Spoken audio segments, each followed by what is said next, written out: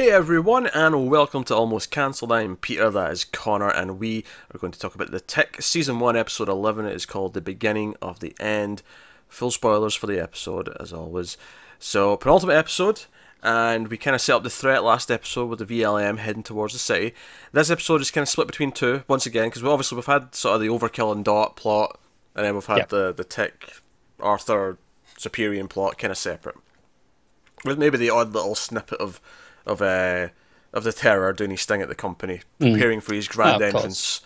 I'm still hoping for that ad, that commercial. Yeah, we didn't end with it here, so I can see him ending the season with it now at this point. Yeah, possibly. I can see him airing it and being all triumphant, but his plans like failing around him because Arthur's saved the day or something like that at the same time. Yeah, but even if the plan fails, I can see him airing it anyway, being like, "No, I'm back." Like, yeah, it's like, forget it, I'm back anyway. I was assuming he's sticking around for season 2. That's true. That's true. I can almost see them just finishing the plot, and then it'll just be like it'll play during the credits just for a gag. Like we'll just get to see it for fun. I think I'm somewhat it could be completely off base here. I think they'll foil the VLM plot, but the Terror would still be around. Would be my expectation. Yeah, it could be. I'm not against him sticking around. He's pretty fun, so I'm cool with that. But yeah, no, I once again, I say this every episode, but I had a lot of fun because the show is very good at doing that. I think what it did with the Arthur plot in this episode is that it basically set him up to properly be a hero. Obviously, we had a big bit of a hero's journey for him back in like the middle of the season. We ended the first half with him, being heroic and saving the people on the bus and having his moment. But this was like the sacrificial hero. This is like no, he's willing to accept the risk that. They even have a joke about it. It's 80% chance to succeed, that's not bad. No. 80% chance to fail. 20% chance to succeed. And he's like, okay, but I guess we've got to do it for me. I liked all that, and it kind of became well-rounded as well, because they're at the park, or whatever it is, and they're looking up at the VLM, and he turns to the Tick and says, hey, you can't do this, Tick, because blah, blah, blah, blah. But, maybe you were right about Destiny. I didn't believe in Destiny, but this suit was, prepared for me, and all the rest of it, and... Like, maybe I'm answering her call, just like you would. And, it makes for a sweet moment. It does. Speaking of sweet moments, I thought the phone call with Walter was also pretty sweet. It was, yeah. First of all, he doesn't correct him when he calls him son. No, it's the first time. Yeah, but it's kind of an obvious thing for them to do for the emotional beat. But it works. Yeah, the big moments. Yeah. But just he realizes that him and his mother went to this, there's like the celebration day for the superhero team, and they're there because he always goes every year, and they just want to go and see him and celebrate with him because he knows it, because they know he likes that thing. And for the first time, he's forgotten that it was today, and obviously we know why. He's been busy with being a hero himself, shall we say? But I like that his mom has no idea. And Walter's like, I need to tell you something about your son. It's very fun. Yeah, but the phone call was really sweet, and it was kind of obviously I don't think Arthur's going to die, but it was a nice little all of his stuff. It was kind of set up again, but it was the emotional setup for him actually making the choice to go in and try and solve this. Yeah, I know. At the end of the last episode, we were both saying, okay, so this kind of feels like it's going to be a 2-part ending, and it very much feels like that. It does. Here's something that we were theorising a lot about last episode that turned out to be completely down the wrong path. Yeah. That is that we were like, oh, the Tick's hurting Superior. Was he created by the Terror to hurt the Tick? Yeah, we were going, Superior? Is the suit bismuth? Is it inside his bloodstream? The same way it's grown in the VLM? Turns out when he blew up all the weapons back in episode 1, it just covered him in this bismuth. So he's just coated in it. It has nothing to do with his origin whatsoever. He just has it around him. Somewhat disappointing, I will not lie. Not that it's nothing to do with his origin necessarily. I don't need to know his origins, but just the fact that he's just covered in it. Honestly, I think it's only disappointing because we made such a big deal out of it. I think we did that to ourselves.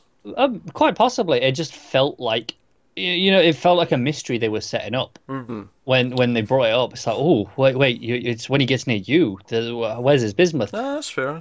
It felt like a mystery, and here it was like, nah, no mystery. It's just that. You just saw it again. Yeah, no, okay.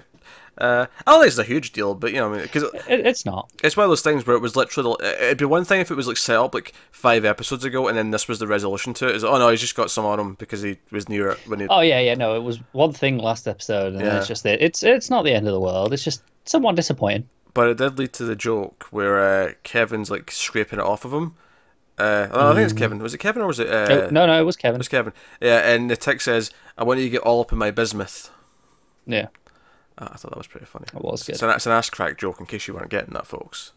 And then his face when he goes in. No, it's good stuff. So you have all that. You have also you have this again building up to Arthur's decision to be the hero, as he has like that one-on scene with Superior, where Superior's he's kind of like, he's talking again. He's lying up in the bed and he's kind of delirious, but he's talking about why he suspected that the terror was still around, but he kind of like avoided looking into it because he liked the fact that he was famed for being the one who took him down. Yeah, and it meant he didn't have to worry about him anymore. Yeah, and you know, he liked the adoration, he liked all that stuff, and it was like Arthur was sort of like hearing this and thinking about, okay, so what actually makes a hero? Am I a hero? Am I just doing it for something else? And what I learned in this episode is Superior is you know how they're all based, clearly like based on previous, and we were like, okay, so Superior is basically Superman. He's not. He's Booster Gold. Yeah, yep. I knew you were going to say Booster Gold. It was very obvious. I'm almost surprised there's no endorsements on his outfit. Do you know what? That's the thing. I wouldn't put it past this character. Yeah. If he kind of stood up in the you know when he was on the news segment and he'd just started advertising something, I wouldn't have been surprised. After I beat this supervillain, I'm going to go home and use this shampoo for men. Exactly. Because it gets all those blood and grime out of my hair. Would you have been remotely surprised if that had happened? Not at all. Because we see him do those commercials where he's telling kids not to touch radioactive stuff because it won't give you superpowers most likely. It'll probably just kill you or give you cancer, right? Just back away. And those, I mean, obviously those are not commercials in the same way as they're not advertising something, but it's got the same kind of vibe. Where you can just see him showing up and like you can see him as a corporate sellout. A product, yes. Today I'm eating Pringles. Exactly. Yeah, that's so. Sorry? I thought you were going to eat a Pringle then. So I don't have any Pringles, sorry. I would have put it past you. You often have Pringles.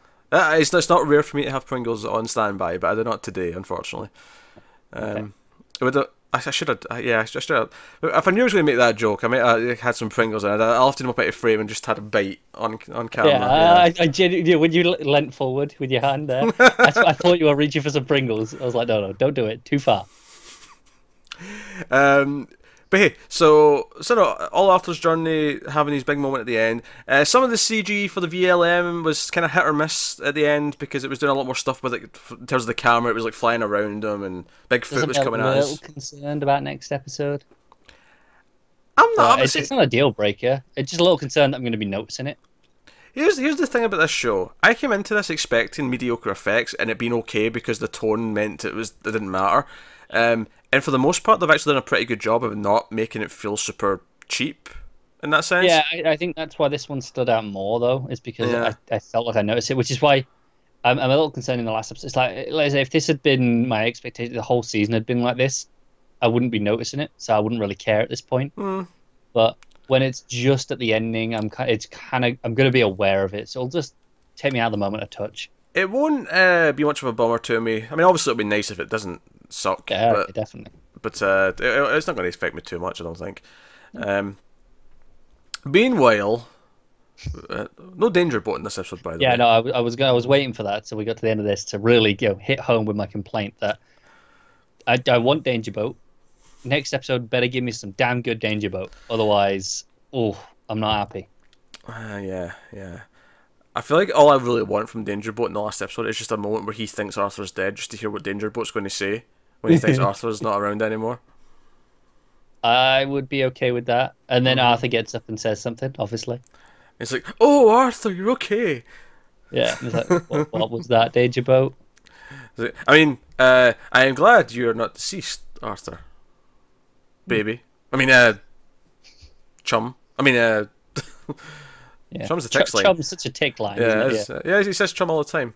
But yeah, so Overkill is being tortured by Miss Lint, and it is the... I mean, I'm trying to think of... I mean, I guess it's a sexual like subtext and innuendo, but I feel like it's the sexual version of being passive-aggressive. Yeah. That's what all these torture scenes played out as. Miss Lint is coming in and she's like, oh, do you still find me attractive? Is it the glass eye and the scar? And he's like, I'm not one to judge scars and glass eyes. Because obviously he's got a glass eye and the big scar down his face. And Joe, what I appreciate here though, right? So Dot is like driving around. She gets a gun at one point, and they're looking for her. And she's like in the vent. She's doing her Die Hard. She's in the vents, and she's like going past the room they're in. And I was really worried. And this show's done this a few times where I've been worried it's going to do the tropey thing, and I'm like sort of bracing myself for the cringy. Oh, really? Right? I'm thinking, oh, she's going to hear them have like a sort of like sexy innuendo Sweet moment. Yeah. And she's going to get jealous or whatever. And instead, she hears the bit where Lint's like, oh, did you like that, baby? After she electrocuted him, and he's like, oh, is that all you got? Oh, I've got more for you, baby. And he's like, do it. And she starts electrocuting him, and it cuts to Dot in the vent, and instead of being jealous, instead of being at the house, she just goes, ew! She's just like disgusted by it, and I like that. I just played it for the laugh. Yeah, and then the correct response. And it was even better later on, because when she comes in, she turns the sprinklers on because she can't use her electricity power in the water, otherwise she'll shock herself. Which is, smart enough. I like it. Yeah, makes sense. Using her smarts to beat her. And she's got overkill over her shoulder, and she's holding the gun up. She's like, right, I'm going, don't follow us, blah, blah, blah. And then she's halfway out the door with them, and then she turns back and comes back in and says, look, whatever this thing is between you two, you have to get therapy, seriously. It's kind of sick. Yeah, both of you. It's unhealthy. Yeah, and not couples therapy, like one-on-one therapy. Proper both of therapy. You. Yeah. I like that. I like that, again, it wasn't like a weird, awkward jealousy thing. It was just, no, you two have a weird, messed up relationship. Sorted out. You're getting kind of off and torturing each other, and yeah, weird. But no, I like that it played it in a way that made sense, but was not what I was expecting based on just other TV and stuff. Agreed. This show is, like I say, only once or twice in the whole show I really felt it's done the trope. Yeah, and usually when it does the trope, it really embraces it and just goes for it, and it plays the trope to ridiculous proportions. Yeah. It overdoes it. Yeah, so I have to play. And this is the thing. I think this little thing here, it could have been the sort of thing where, despite the fact that the tone of the show is typically to subvert the tropes with the superhero stuff, the side romance stuff potentially is the sort of thing where maybe that'll fall under the radar and it'll just be played as normal. But I like that even that is like, no, we're going to treat it. It's all quirky. It's all offbeat. So I like that. I appreciate that a lot. So of course I expect them to somehow get involved and help the main plot as well. Oh, of course, yeah. Next episode, we did have one scene of the ad people at the company talking to the Terror, and it basically after he was playing the drums. After he was playing the drums, and they were questioning if this is a good sign or not. And he basically just is like, that Arthur, get everyone, like all of his family. I want the family tree on the board. So he's going to go. So actually, my favourite line of the entire episode, right, when Arthur's on the phone to Walter. And Walter says where he is, and he's in the city, and the alarm is going off, and it's like, everyone get to, like, shelter. Shelter, thank you. That's the word I was looking for. And like Arthur, at one point in this conversation, turns to the thing and says, oh, it's Walter and my mum, they're in the city, where the VLM's going. And Tick just goes, my God, more steaks. I love that line. It was so deliciously meta. I loved it. Was, more steaks. I love it. Instantly more stakes than 90% of the Marvel movies, might I add. Sadly true. I mean, how many of them have actually had stakes? Maybe 3. Am I being generous? Well, I mean, it depends. Do you count, the world might get destroyed as stakes? Not if I don't give a shit. Yeah, I would agree with that, which is why there's no stakes. Whereas I care about Waller. I actually legitimately care about Waller. Yeah. And I care about Arthur, and I care about everyone else. But I don't care about the city at large. If they weren't there, and and the stakes were just, the VLM's going to destroy the city. Okay, no stakes for me. No, but it works way better with Superior. Some stakes. But Walter and Arthur's mother are the normal people who live normal lives. They're just kind of quirky, but they live normal lives. So them being in danger hurts a little bit more. It's like, these are stakes because they can't defend themselves. Yeah, Also, a little bit more stakes as well because Midnight's kicking around. I hope he, helps out. He could. I can see him and Overkill having a side-by-side moment. Yeah, or it'll turn out Midnight's actually a coward. And he's just been cashing in. I could see it. I don't know. The reason for not is that Overkill's never called him out on that. Yeah. So I'd assume he did pull his weight. Yeah, I think I'm expecting them to fight side by side at one point, just to sort of remember they were fighting a few episodes ago. Yeah. Side by side, heroes united. I mean, actually, how many of them would there be? Oh, I think it's going to be a new Flag 5. My question is, would it be 5, or would it be 5 plus 1? So you get Superior, Overkill, Arthur, Tick, Midnight. Dot. Oh, we're counting Dot. Oh, you have Dot and Danger Boat. Is it a sidekick or the pet? Sidekick or the boat? I feel like pets are all right, fine. I'm substituting the boat for pet in the sense of that was the argument with Midnight. But sure. It's not an exact analogy, but it's close enough. I mean, I don't know if that's the way it's going to go. Would it shock me if season 2 is them as a team in some capacity?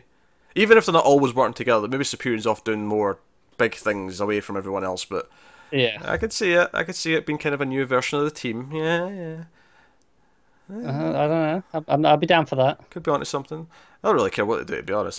We're watching it no matter what. Yeah, at this point I'm in. But of course we have the one episode left. We have the finale, so we'll see what it does. But it feels like it's paying off stuff that it's been setting up all season, which is nice. So let us know what you thought of this penultimate episode. Now, of course, I said last episode that we're going to record the next 2 back to back on Wednesday. That did not happen. And what did I say to everyone if it didn't happen? Who to blame? Yeah, you may have said me. In fact, one comment even said, I'll know how to blame. I'll blame Cone. I'd forgotten about that Cone thing, and it's the ticket review that you brought that up in. Oh, yeah. But yeah, so Cone over here is to blame. So we did this one today, and we'll get to the last one sometime over the weekend, I guess. We'll say as soon as possible. As soon as possible. Busy few days coming up, but yes. As soon as possible is always the safest thing to say. That can mean so many different things, though. Good. That's the beauty of it. It's like, well, if it doesn't come tomorrow, well, we said as soon as possible. Tomorrow wasn't possible. I don't want to be one of these sleazy politician types who says things that are technically true, but they're full of bullshit. I mean, that's fair. But I mean, I don't mean doing that to you, but not to the audience. Is that better than promising something and then never deliver it? I mean, that's also a politician thing anyway, so... That's true. Well, no, because unlike politicians, when I blame you, it's 100% accurate and I'm not just deflecting. It's actually, no, you're to blame for it. 90% of the time, yes. More like 98 at this point, to be honest. But I'm just saying, sometimes it won't be either of our fault necessarily, and you'll just say, it's his fault. Show me the receipts. I will find some bloody receipts. But as us, let us know what you think of this one in the comments. Like, subscribe, all the usual stuff. Get us on Twitter at mail_fuzz for channel updates. And if you want to support the channel, head over at patreon.com/mailfuzztv. There's a link to that in the description. But otherwise, that is us. So thank you once again for watching. We always appreciate it. Keep watching TV, guys. Have you got any vanilla?